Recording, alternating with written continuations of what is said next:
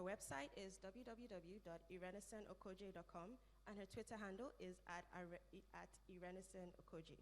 And now I will start by getting Irenison to briefly tell us a bit about her debut novel, Butterfly Fish.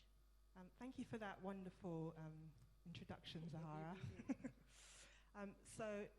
Butterfly Fish is a novel about Joy, a troubled young woman who, following the death of her mother, inherits an ancient Benin brass artifact, a brass head, and her grandfather's diary. So it's a multi-pronged story, sprawling story. So you have Joy's part of the story set in modern-day London. You have her grandfather's part of the story set in 50s Nigeria, and then you have the 19th century bit, which is set in 19th century Kingdom of Benin.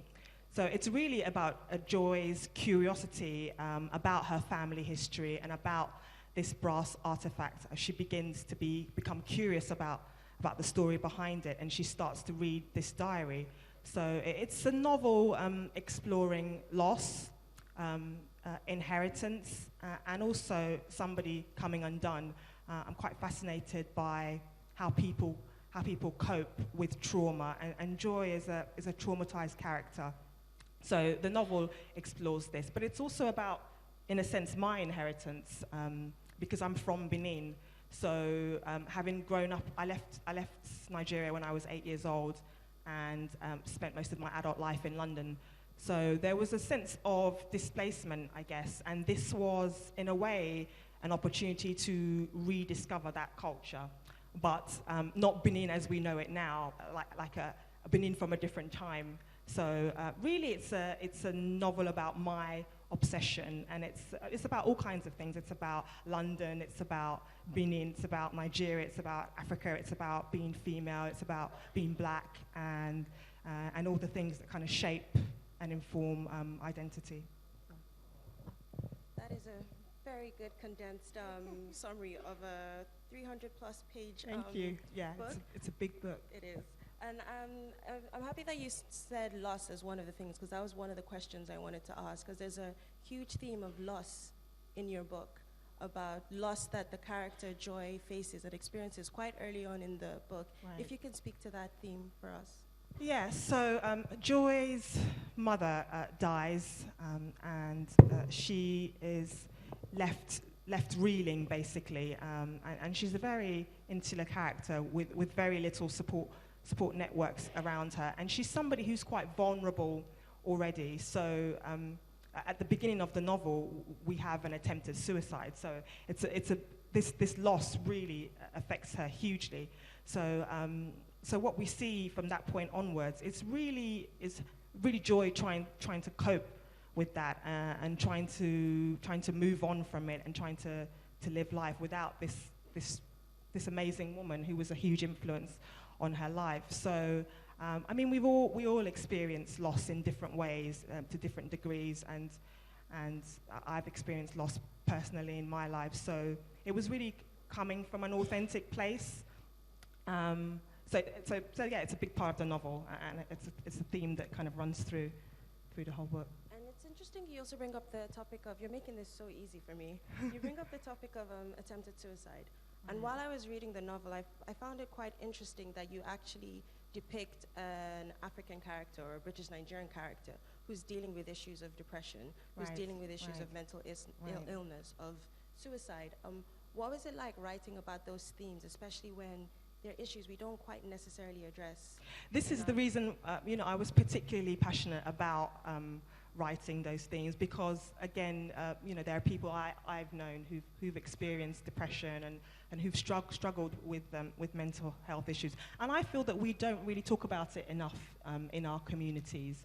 So it was hard in some ways, because you go deep, and you go to a dark place to write it, but it felt necessary to write it, and it was authentic to the character, to the experiences that she was going through. So it wasn't necessarily hard to write, but I felt that it was an important subject to address, so that we can start having conversations about it, because I don't think we do enough You know, in the UK, certainly in London, there's a high number of people from Caribbean descent that struggle with mental health issues, and in fact we're more likely to struggle with it than our white European counterparts.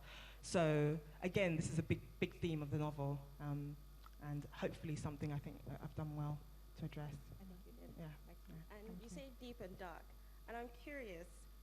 Joy is quite dark, quite deep. Yeah. She's not a particularly happy person. Right. Ironically named, I know. I think, probably the most ironically named character in a novel.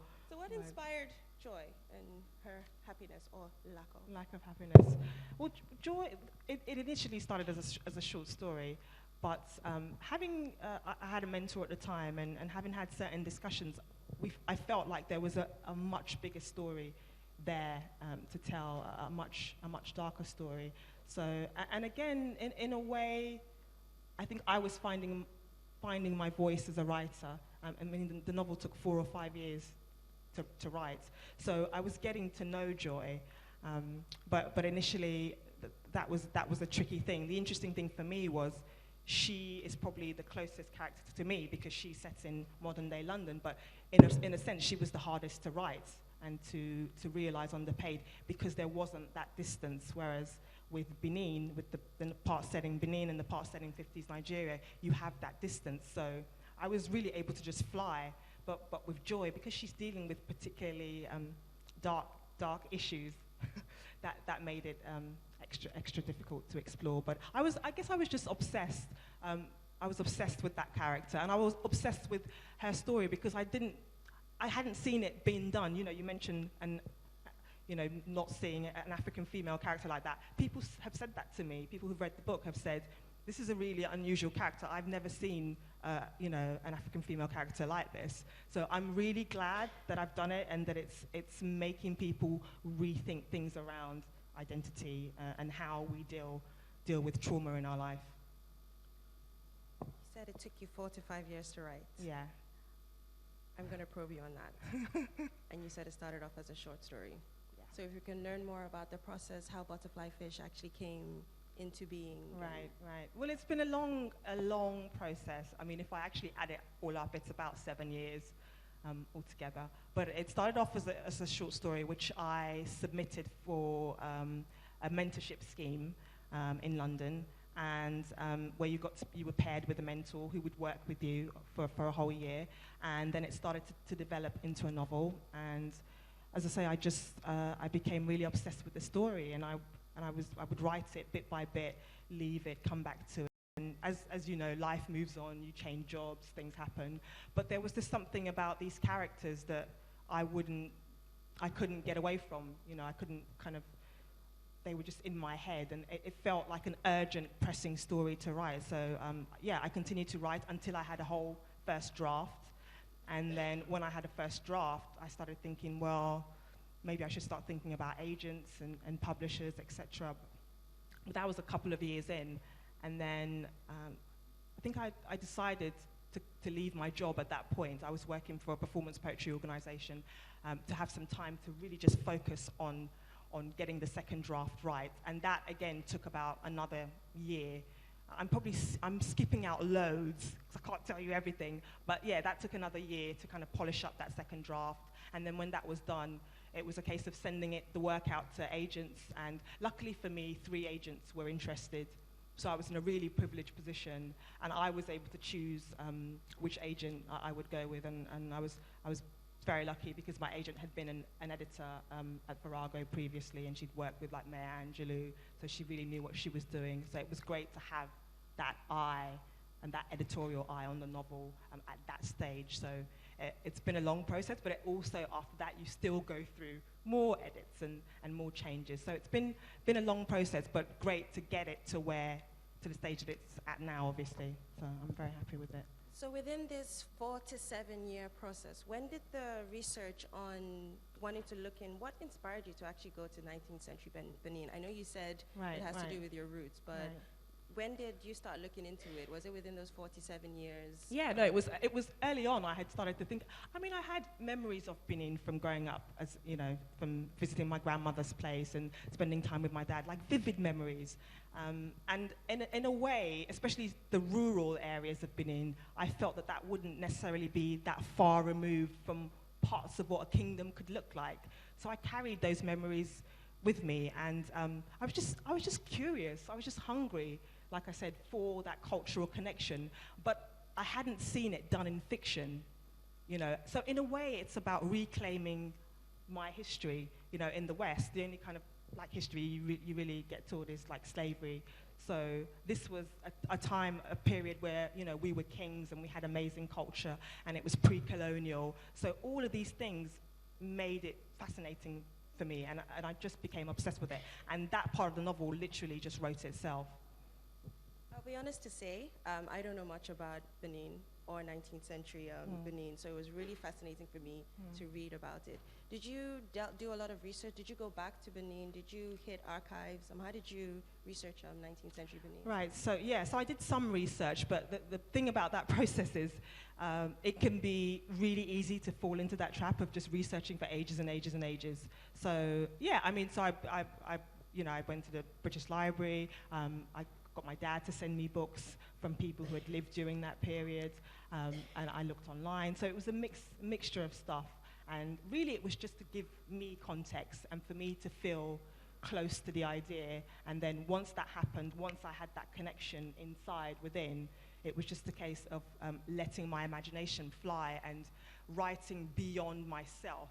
And in a sense, at first it was a very intimidating process because, you know, you think, well, who am I to write this? You know, I haven't had that experience. But I think some of the best writing is writing beyond the things that you actually know. So I really enjoyed that process and realizing that history on the page. This is a more fangirl question, but I really enjoyed the 19th century Benin part of it. I thought it was absolutely beautiful. I really enjoyed the characters. The chief, was it Oba? Chief? Yeah, the Oba and his 8 wives. Yeah. I thought that was brilliant. So how did the characters come about? How did the Oba come about? How did you decide to give each individual, without giving away too much so that people can read the book? Right. How did each of his wives get their individual characters? So the Oba was like the pivotal character in that part of the story, but also I felt like I wanted him to have a comical element as well. So I felt that was really important, and I think you see that within the story. And I just thought it would be interesting to create this world with these wives and the politics of all that, and the politics of living within that kind of setting. So they kind of just came organically, really. And also, like, being from Nigeria, you know, you hear stories about relatives who had like 6 wives. I mean, my grandfather had 12 wives, and yeah, so, you know, you get inspiration from all kinds of places. But really, it's just once you face that blank page, and you don't, I mean, the way I like to write and work is I don't necessarily like to be particularly too structured in terms of the planning. I like to go to the page with a loose idea, and then things come to me. So in a way, it was very organic. I knew that there were going to be some crazy wives in the picture. I knew the Oba was somebody that would be unraveling slowly and almost taking his kingdom with him. And I knew that there would be a young woman that would come into that picture, Adesua, who comes in and really is kind of out of sorts, being the new wife and the youngest wife. And in a way, she is like the audience's eye through that part of the novel. So. Can you tell us a bit more about Adesua? She's quite central in the 19th century. Right. So Adesua is a young woman who comes from a fairly poor background, and the king is in the process of selecting his new wife, and the surrounding villages all want their daughter to be the chosen one. So she gets sent to this event where the king would choose a wife, and she has to cook a meal, and her family go with her. So for her, she never really actually expected to to be selected. She's a tomboy. She's somebody that likes to go hunting and likes to play with the boys. So in a sense, she's actually an unusual character for that time period as well. So she's really like a fish out of water in this kingdom, and she struggles with the politics of it. She struggles to connect with the other wives, and she's a bit of a loner in a sense. So really, you get to experience her increasing distance from the Oba, and how things begin to fall apart for her as a character.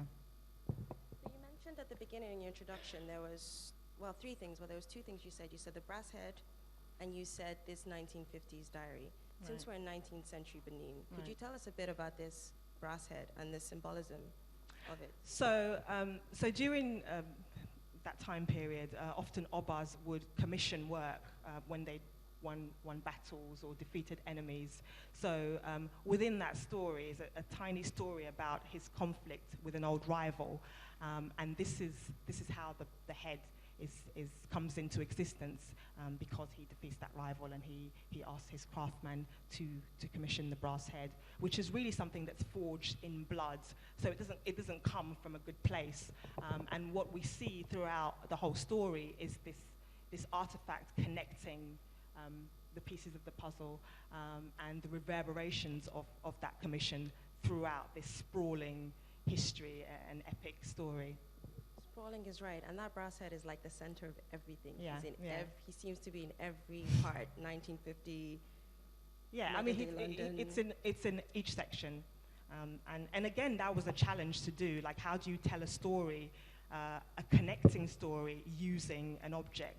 You know, so that was a challenge, but also fun to explore on the page.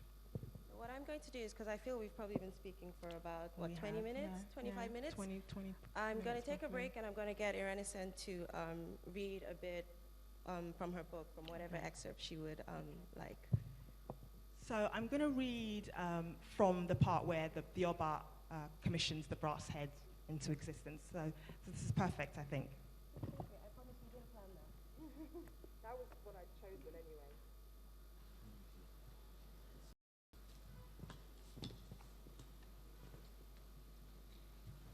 So this is called Wahala Don't Wear Shoe. Oh, is this better? Okay. The fall of a great kingdom did not always start with war. Sometimes it took a vicious wish shrouded by the hot breath of a bitter woman, or rebellious words broken out of the mouths of ambitious counselors desirous to form their own army. Perhaps even the good intentions of a craftsman locked in an arm wrestle with the voice of a king's slain rival. Ere was such a craftsman who had toiled in the service of Oba Odion for many years. He worked leather, clay, wood, and brass.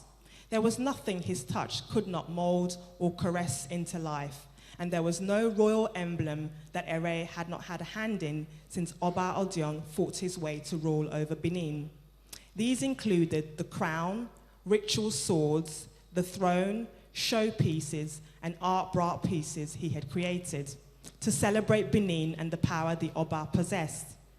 Oba Odion also had a wealth of weavers, carvers, and potters who threw their backs into his bidding without the slightest hesitation. Ere did as he was told. How could he not? But despite being hailed as one of the finest craftsmen in the land, he was just a fleck of spit in the Oba's river until surprising circumstances delivered a new assignment. 2 weeks after the Oba married Adeswa, a golden nugget dropped into his lap and propped his back straighter. Some of his soldiers had captured Ogiso, a rival of the Oba, who had been plotting the end of the Oba's reign and steadily gathering supporters in villages like Ego and others dotting the back end of Benin. Once upon a time, Oba Odion and Ogiso had been boyhood friends. They had chased the same girls, run through the same dirt tracks of unidentifiable animals, and collapsed against each other many times under the influence of much food and drink at Igwehi festivals, the memories of which, as they